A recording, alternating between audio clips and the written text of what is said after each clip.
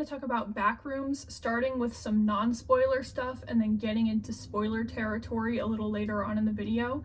But first off, to start, I think one of my favorite things about the movie was its psychological setting and the themes that tied into that. So I liked that the psychological factor and the psychological horror of the movie is the setting, as the backrooms are used to explore feelings of losing control or being trapped. They're maze-like and you risk getting lost in there. And then sometimes it presented tunnels to create a feeling of claustrophobia. And then I liked how alongside the backrooms, it also adds to the visual language with the use of the sea to represent an expanse and a sense of endlessness, and also a risk of getting lost in it, like you have the risk of getting lost in the backrooms. I found that I liked all the set design in this movie, and this includes the backrooms themselves, the store that it takes place in, and the characters' houses. So this is a period piece set in 1990, so it uses some nostalgic 90s imagery like the furniture, fashion, and the graphic design that's presented in the movie, and it marries these nostalgic visuals with horror to create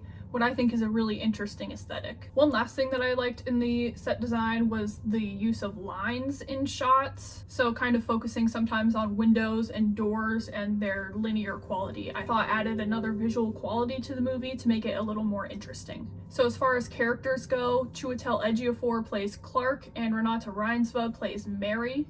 I think Clark in particular is a very well-written character, and Ejiofor definitely gives a good performance, and Reinsve gives a good performance as well.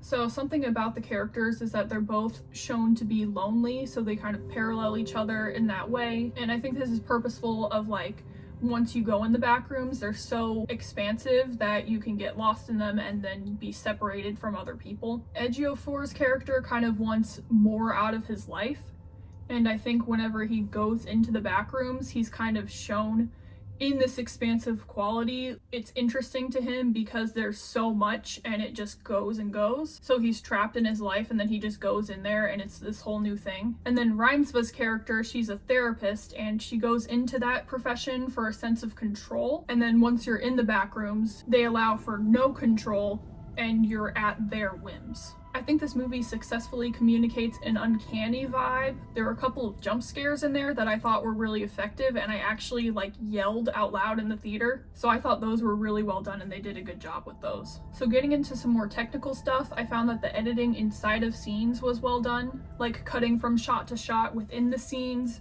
and I also think that the movie was well paced. I also liked the sound design and score of Backrooms. I think they really assisted in making you feel more immersed in the world. But I think that the standout technical element that I was thinking about the most while watching it was the cinematography, because they really varied it up a lot with both the camera angles and the techniques that were used. So some of the different angles that I liked that they were kind of switching between sometimes were like canted angles, or dramatically facing up or down, as well as POV shots and utilizing handheld or shaky cam at times. And I think one of my favorite things was how within the movie they switched to handheld found footage POV cinematography, because I think this added to some more visual and technical interest within the movie. I also liked the lighting, which I found made things both beautiful and scary at times. So sometimes they would use shadows and darkness to present you with obscured figures, and sometimes they would use lights within the world to make things look more interesting, as well as the use of sunlight in this particular sequence, which I found to be really breathtaking. So overall, before getting into spoilers, I think Backrooms is good, but not amazing. I think in my opinion, to be better, it would have to commit harder to being a non-traditional movie with even less explanations of things, or it would have to commit harder to the explanations and go deeper with them to get more concrete with the lore. Right now it's kind of straddling these two sides, and I think that's part of the reason why it's good but not amazing to me. But I understand that it is trying to present this kind of contained thing, or narratively contained thing, and I think it did succeed at that, but I personally wish the movie was a little different in either direction that I talked about, and I would have liked it more.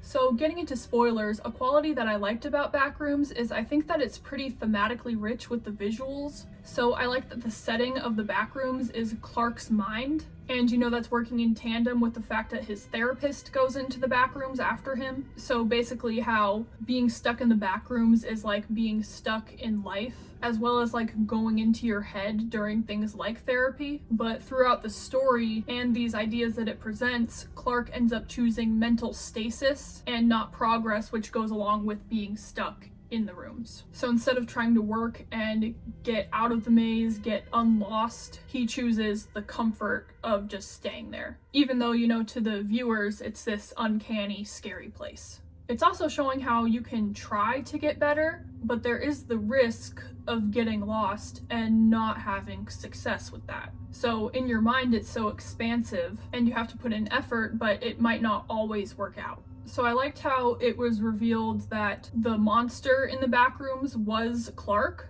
and I liked the design of this creature too. Backrooms also presents a couple more visual setting ideas that connect to mental illness, like the piles of clothes in the Backrooms or the flashbacks to Mary's childhood home. And going along with her childhood home, there's also this presentation of using your past to move forward or choosing to stay stuck. So the Mary character does this by attacking the monster with a piece of concrete from her childhood home, or you can choose to not try and move forward, as Clark's character is shown to do, and he meets his demise. But, you know, it is open about whether Mary was able to escape the Backrooms or not. So the other piece of this is about AI, how they're talking about the idea of describing a dog to somebody who has never seen it and asking them to draw it, how AI just makes copies of copies and in a way is eating itself. I think the way that they presented this idea visually with the AI creatures was pretty well done and visually interesting. And one random thing that I liked that was written in the Backrooms by Clark, I believe, was the phrase,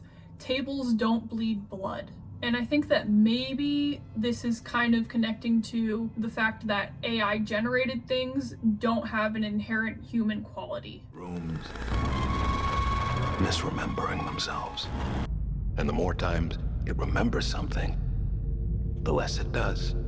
So when I was watching Backrooms, I was noticing a lot of things that to me were reminiscent of other films. So first is like alien movies, like Invaders from Mars or Invasion of the Body Snatchers. So like aliens taking over and imitating people. The AI creatures in the Backrooms reminded me of that because of the whole conversation about how those creatures, they don't have feelings. And he's saying that it's better that way. That's very reminiscent of alien type movies where people are kind of taken over by the aliens and their humanity is taken, but to the aliens, that's a more productive, desirable society. And this connects to the idea of AI because AI has no feelings, and what it creates isn't human-made, has no human soul or emotion, and it just copies those ideas. So this is all mostly in the kitchen scene with the table, and that really reminded me of the Black Lodge scenes from Twin Peaks. Those are also in another dimension and use kind of similar aesthetics. And you can also see through the Backrooms with more kind of living room settings. Those were also reminiscent of like a Lynch living room. And in the found footage scenes, those kind of reminded me of the digital photography in Inland Empire, as well as some of the shots that were focused on people's faces. And then going back to the dinner scene, another thing that reminded me of was the Texas Chainsaw Massacre, how Sally's restrained at the dinner table with the threats around her. So I thought that was pretty similar, just with a different aesthetic. And also in that scene, Mary was trying to use her training as a therapist to reason with Clark. So that just made me think of that trope in horror of the therapist trying to use psychology to reason with or manipulate the killer. Like, for example, Ginny with Jason in Friday the 13th Part 2. One of the earlier scenes when Clark first goes into the Backrooms reminded me of Alice in Wonderland, specifically the scene where she has the items that say "eat me" and "drink me," and she's in that contained room with the door and she's shrinking or growing. In the scene that I'm thinking about, Clark is in an area of the Backrooms where the claustrophobic feeling is pretty present. I'm thinking about a time when there was the kind of tunnel there, or when he had to like climb up to an exit, And it's also the fact that he's going into his mind and she's going into this imagined world of hers. So I liked those similar vibes. And a couple of the set designs reminded me of some other filmmakers. Like, I think that there's some Kubrick in there, like the expanse of the setting, like for example, whenever Mary is kind of on that ledge and she's just in this huge expansive room where she could just fall. That kind of reminded me of The Shining, and some of the rooms in the Backrooms reminded me like a little bit of A Clockwork Orange. And that scene that reminded me of The Shining also reminded me of a specific scene in Lars von Trier's The House That Jack Built. So it was fun to kind of see these different influences and how they coalesced to make a visually interesting movie. Toward the beginning, when it was showing the camera equipment and the found footage sequences, I was wondering if maybe Backrooms would have a little more commentary about making movies, or specifically making horror movies, as there are a lot of examples of horror movies having this kind of intertextual conversation, but I don't think Backrooms wanted to go all the way with that idea. I think what it is commenting on, though, is the conversation today regarding the battle between human creativity and AI. So I think it is addressing movie making with that, just not specifically using the cameras and camera equipment that they showed in the movie. And to address the ending, it has an ambiguous ending, so we don't really know what happened to Mary. Is what we see at the end actually her, or did she escape and that's a copy of her? I guess there's really no way to know one way or the other, so let me know what you think about the choice to end the movie that way. And what did you think of the movie overall? Leave a comment with your thoughts, like the video, and subscribe for more, and I'll see you next time.